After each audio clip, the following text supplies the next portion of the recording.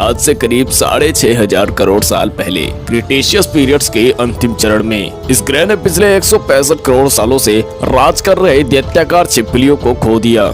हम सब जानते हैं कि ऐसा एक धरती पर महाप्रलय के कारण हुआ था, लेकिन क्या आप लोग ये जानते हैं कि डायनासोर के अंत के 10 मिनट बाद क्या हुआ था? ऐसे कौन से वो जीव थे जो उस महाप्रलय में विलुप्त हो गए, और वह कौन से जीव थे जिन्होंने महाप्रलय के इस भयंकर समय में मुश्किलों का सामना किया और एक नए भविष्य की नींव तैयार की? ये सब जानने के लिए हम चलेंगे समय में पीछे और शुरुआत से जानेंगे। नमस्कार दोस्तों, मेरा नाम है मोहित और आप देख रहे हैं द ओल्ड मिस्ट्री। आज से करीब 6,500 करोड़ साल पहले धरती हरे भरे पेड़ों से खिली हुई थी। धरती का मौसम सुहावना था, चारों तरफ सूरज की धूप खिली हुई थी, समुद्र से आती ठंडी ठंडी हवाएं और ये छोटे बड़े डायनासोर जिनकी अलग अलग प्रजातियां धरती पर रहती थी। चारों तरफ इन डायनासोर का राज था। डायनासोर अपना जीवन आराम से बिता रहे थे। उस वक्त एक 10 किलोमीटर के डायमीटर वाला एस्ट्रॉइड सीधे धरती की ओर बढ़ रहा था। करीब 7,000 किलोमीटर प्रति घंटे की रफ्तार से धरती के वायुमंडल में प्रवेश करता है। वायुमंडल में घुसते ही घर्षण की वजह से यह एक आग के गोले में बदल गया।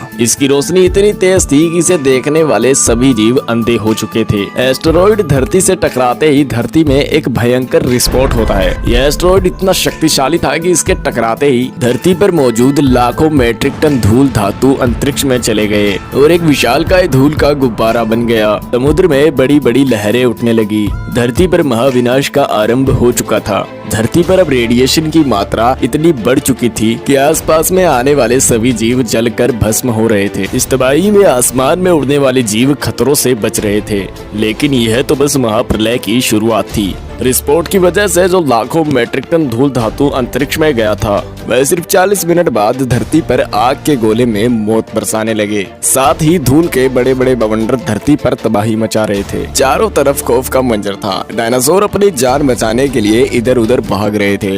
विस्फोट के 90 मिनट बाद धरती का तापमान 150 डिग्री सेल्सियस तक पहुंच गया। इस महाप्रलय में करीब 75% आबादी समाप्त हो चुकी थी, लेकिन यह महाप्रलय किसी के लिए फायदेमंद साबित होने वाली थी। डायनासोर का अंत एक नई प्रजाति के लिए सुनहरा अवसर था।